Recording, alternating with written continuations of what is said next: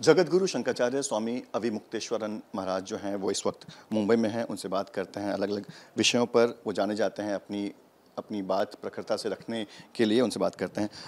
गुरु जी, आप मुंबई में आए हुए हैं। मुंबई में इन दिनों जो राजनीतिक विषय चल रहा है, जो गर्मा गर्मी चल रही है, वो हिंदी बनाम मराठी भाषा को लेकर चल रही है। आपको लगता है कि इस तरह से भाषा के नाम पर राजनीति होनी चाहिए? देखिए, राजनीति करने वाला तो किसी भी नाम पे कर लेता है। वो भाषा के नाम पे कर सकता है, वो भूषा के नाम पे कर सकता है, वो भेष के नाम पे कर सकता है, किसी नाम पे कर लेगा। तो राजनीति करने वाले तो ऐसे ही मुद्दे लेके आते हैं ताकि जो असली मुद्दे हैं, जो समस्याएं जनता की सचमुच हैं, उस पर चर्चा ना हो। ऐसे हवा के मुद्दे लेके आते हैं और उसी पे फिर प्रेस भी सहयोग करता है, चलता रहता है। और जिस तरह से गुंडागर्दी की जाती है कि भाषा सीखना ही होगा, नहीं सीखेंगे तो उनके साथ मारपीट की जाती है, खासतौर पर जो नॉर्थ इंडियंस हैं उनके साथ हम देख रहे हैं। लगातार वीडियोस आपने भी देखा होगा।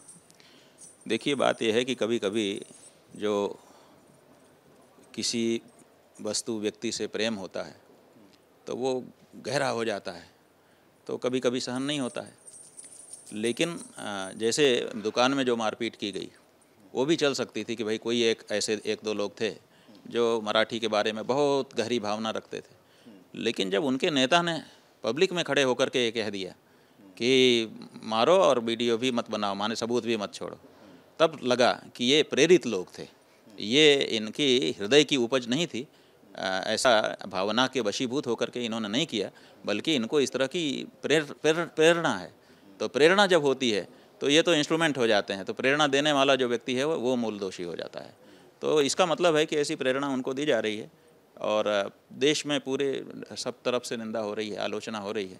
हमको लगता है कि जिन लोगों ने ये व्याख्यान दिया था, राज ठाकरे जी ने प्रमुख रूप से दिया था, तो राज ठाकरे जी भी तो आखिर मीडिया देख ही रहे होंगे और उनको भी पता चल रहा होगा कि मेरे इस कदम की बड़ी निंदा हो रही है, तो इसलिए अब वो इसको हटाएंगे और अपना पैंतरा बदलेंगे। आप उद्धव ठाकरे जी के साथ पहले मुलाकात भी कर चुके हैं। आप आशीर्वाद देने गए थे उनके मातुश्री जो निवास स्थान है वहाँ पर। अब राज ठाकरे उद्धव ठाकरे एक साथ आ चुके हैं। आपको लगता है कि ये एक मुद्दा हो सकता है उनके लिए, जिनके पिता जो हैं हिंदू हृदय सम्राट के तौर पर जाने जाते थे, हिंदू हृदय सम्राट बाला साहेब ठाकरे के तौर पर जाने जाते थे? देखिए, बात यह है कि सबका अपना एक व्यक्तित्व होता है। बाला साहब का भी एक अपना व्यक्तित्व था, उसको उन्होंने जिया। जनता ने उनको प्राणपण से चाहा, उनके लिए पागल थी जनता। क्यों? क्योंकि उनकी बातें एकदम साफ थीं, उसमें गोल मटोल नहीं था, उसमें हानि लाभ की परवाह नहीं थी। अब देख रहे हैं कि उनकी पीढ़ी में हानि लाभ के बारे में विचार हो गया है। तो ये उनकी प्रकृति से, जो मूल पुरुष थे जिनके नाम पे ये सब खड़ा हुआ, उसकी प्रकृति से मेल नहीं खा रहा है। दूसरे, अब उनके एक बेटे ऐसी पार्टियों के साथ खड़े हो गए हैं जो समावेशी विचार की हैं कि सबको साथ लेके चलना चाहिए।